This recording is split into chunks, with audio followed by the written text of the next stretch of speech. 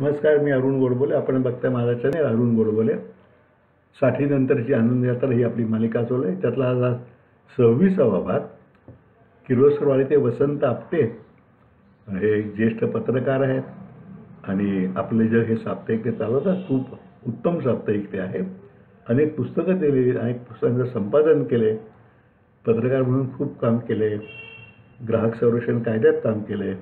अतिशय चतुरस्र असं हे व्यक्तिमत्व आहे. ते माझे मित्र आहेत, मला अभिमान आहे. त्यांनी मुद्दाम मी विनंती केली ती लेख पाठवला आहे, तो हा मी वाचतो.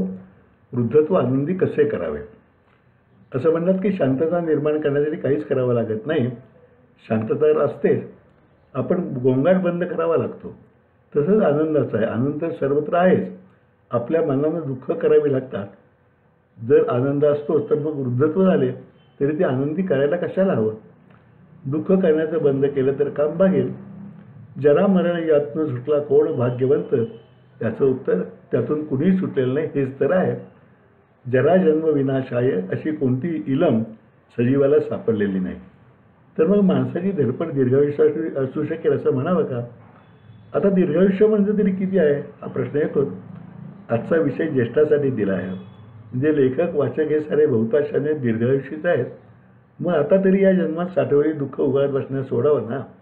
तशी दुःख मनात आणण्यास थांबवलं तर आपोआप लक्षात येईल की सगळीकडे आनंदच आहे. आपलं वृद्धत्व वेगळं आनंदी करावं लागणार नाही, ते खरं तर आनंदी आहेच. आपण ज्यांना महान लोक म्हणतो त्यातल्या कितीतरी जणांस वृद्धत्व आलंच नव्हतं. शिवाजी महाराज 50व्या वर्षी गेले, आगरकर 39व्या वर्षी, शंकराचार्य 34व्या वर्षी, थोरले बाजीराव पेशवे 40शी, माधवराव पेशवे 28व्या, तर ज्ञानेश्वर 21व्या वर्षी गेले.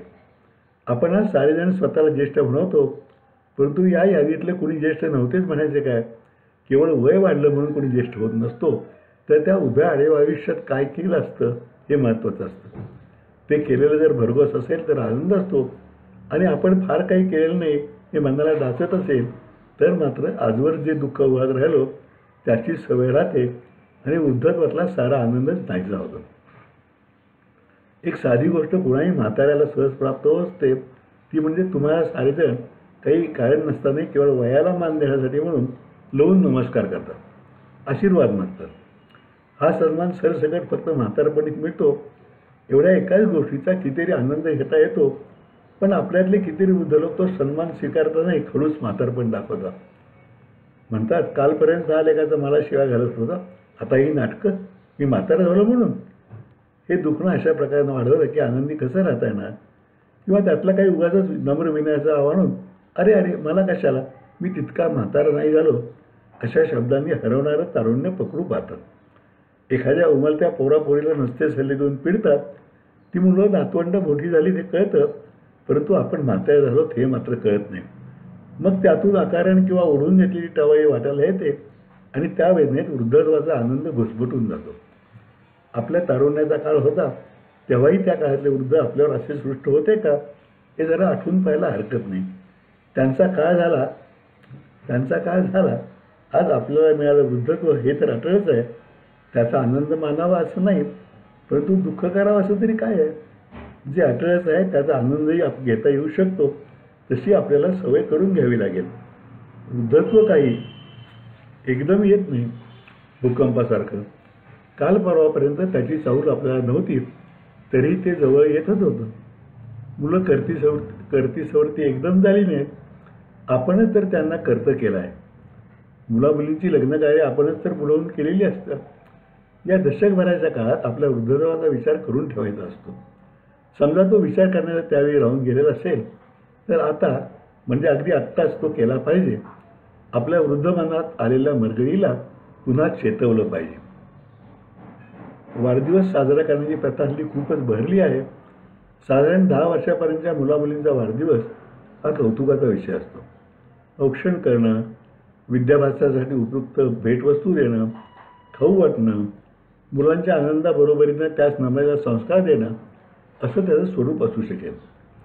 किशोर वयापासून आपापल्या मित्रांच्या हसणं रमणं हे समजून घेता येतं, परंतु प्रौढ वयापासून आपला जन्मदिवस म्हणजे वाढदिवस नव्हे तर तो घटदिवस आहे याचं भान ठेवायला हवं. याचा अर्थ तो सुटकी करायचा असा असं नाही, पण हा दिवस चिंतनाचा, आढावा घेण्याचा, पुढच्या काळातील आनंदाच्या शोधाचा आणि त्याच्या संकल्पाचा असला पाहिजे. शक्य तर या दिवशी आपल्या नेहमीच्या स्थानापासून थोडे दूर एकांतात जायला हरकत नाही. त्यामुळे 2 लाभ होतील. एक तर असे चिंतन करण्याला सोयीचे होईल आणि दुसरे म्हणजे या पुढच्या काळात आवश्यक असणाऱ्या अलिप्तपणाचा सराव होईल. आपल्या वाढदिवसाला निदान वृद्धांनी तरी काही दानधर्म, कर्मकांड विहित असे काही धर्मकृत्य, समाजकार्य वगैरे योजून ठरवून करायला हवे.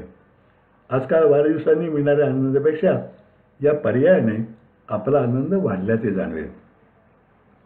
वृद्धत्वाच्या काळात आपल्याला दुःखी करणाऱ्या 2च गोष्टी फार प्रभावी असतात असं माझं निरीक्षण आहे. एक म्हणजे आमच्या करत्या काळात आम्ही किती प्रचंड काम करून ठेवलं, त्या मनानं आजच्या पिढीला हे जमणारच नाही ही भावना. आणि दुसरं कारण म्हणजे आमच्याकडे कुणाचं लक्ष नाही, आपण आता निरुपयोगी झालो ही भावना. वास्तविक या दोन्ही भावना मानसिक अवस्था आहेत.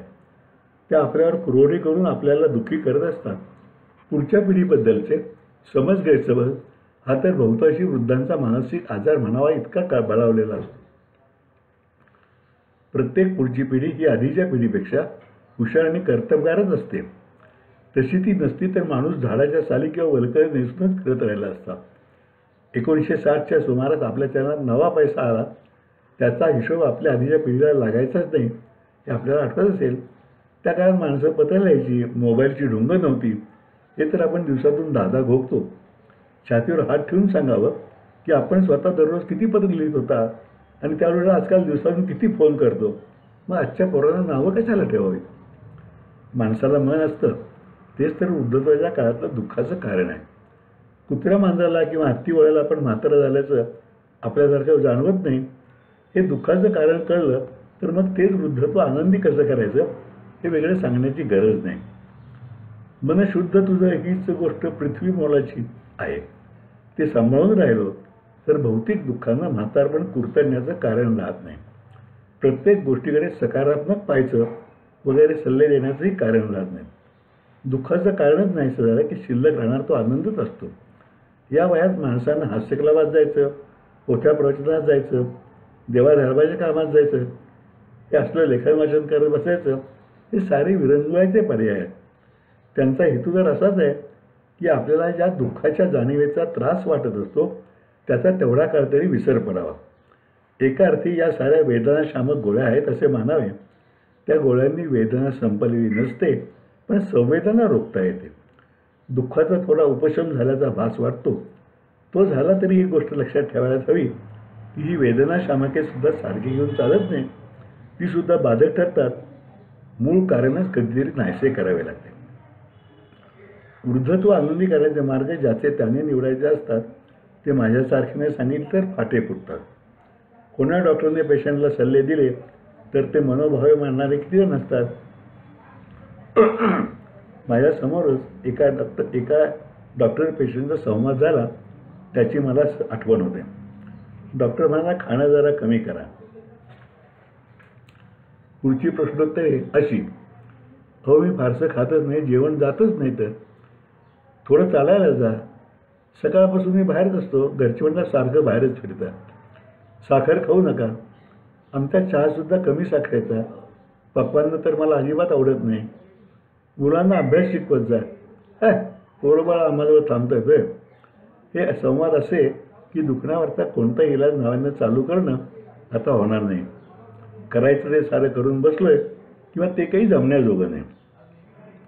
अशा मनोभाविक असणं हाच फार मोठा अडथळा आनंदी होणार आहे. त्यातून कुणाला काही द्यायचं म्हटलं तर यांच्याकडच्या दुर्भिक्षाचे पाळे सुरू होतात. मग आनंद कुठे सापडणार. माझ्या माहितीतले केळकर नावाचे ग्रस्त आहेत. परवाच त्यांना वासुदेव बळवंत यांच्या नावाचा पुरस्कार मिळाला. आता वासुदेव बळवंत कोण हे सांगायला पाहिजे का. वासुदेव बळवंत म्हणजे वासुदेव बळवंत फडके, थोर देशभक्त. लहानपणापासून त्यांना मी पाहतो आहे.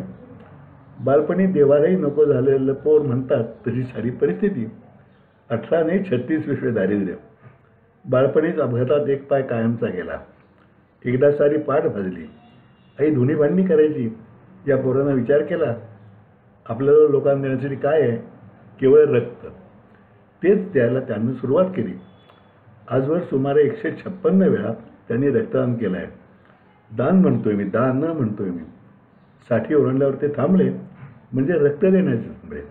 आता ते म्हणतात, ज्या दरिद्री परिस्थितीत मी जन्मलो त्याच परिस्थितीत मरण यायला हरकत नाही, म्हणून जेमतेम चरितार्थापुरतं ठेवून बाकीचं सर्व देत राहतात, जवळ काही न ठेवता. वरती उल्लेख केला, पुरस्कार त्यांनी घेतला आणि त्याच कार्यक्रमात एका सत्कार्याला देऊन टाकला. आज ते वृद्ध आहेत, स्वतःच्या लाकडी पायावर चालतात, मनमोकळं बोलतात, एखाद्या वेळात पूजासुद्धा करतात आणि हातातही ते वाटत जातात, मिळणारा आनंदसुद्धा. वृद्धत्व आनंद करण्याची हजार उत्तरे असे काही कोणाला सापडत नसते. आनंद मिळाला नाही तरी तो शोधण्यातही आनंद असतोच. एका शास्त्रज्ञाची गोष्ट सांगतात, त्यानं म्हणे 700 प्रयोग केले, त्यात त्याला अपेक्षित उत्तर मिळालं नाही, नवा काही शोध लागला नाही. मग त्याचा विद्यार्थी म्हणाला, गुरुदेव 700 प्रयोगात अपयश आलं, मी तर वैतागलोय, आता पुरे ना हा उपद्व्याप. शास्त्रज्ञ हसला आणि म्हणाला, बाळा, आपले सारे प्रयोग यशस्वी झाले. या या या अशा 700 पद्धतीने आपल्याला योग्य ते उत्तर मिळणार नाही हे आपण सिद्धच करून दाखवलं ना. आता 701वा प्रयोग करून पाहूया. नवीन येणाऱ्या कोणाला हे 700 प्रयोग पुन्हा करत बसण्याचं कारण पडणार नाही. आपण जी वाट चुकलेलो आहोत तीवर नव्याने येणाऱ्या कुणी चालण्याचं कारण नाही. आपण केवढे यश मिळवलंय. आपले वृद्धत्व आनंदी करण्याची अशी काहीतरी युक्ती आपणच शोधून काढायला हवी, पण ती दुसऱ्याच्या कारणे येईल असं नाही. अशा बाबतीत यशाहूनही प्रयत्न सुंदर असे म्हणत चालत राहावे लागते. दुसऱ्या कोणीतरी सल्ले सूचना देऊन ते जर आपल्या म्हातारपणात उपयोगी पडत असते तर आतापर्यंत ते थोड्या जणांनी का दिले आहेत. माझी त्यात आणखी भर घालून तुमचं दुखणं कशाला वाढू, असं म्हणून त्यांनी लेख संपवला. फार उत्तम शैलीमध्ये आणि अर्थगर्भ असा लेख लिहिलेला आहे. आपल्याला आवडला असेल असं मला वाटतं. आज हा इथे थांबूया. उद्या नवीन बात. तोपर्यंत नमस्कार.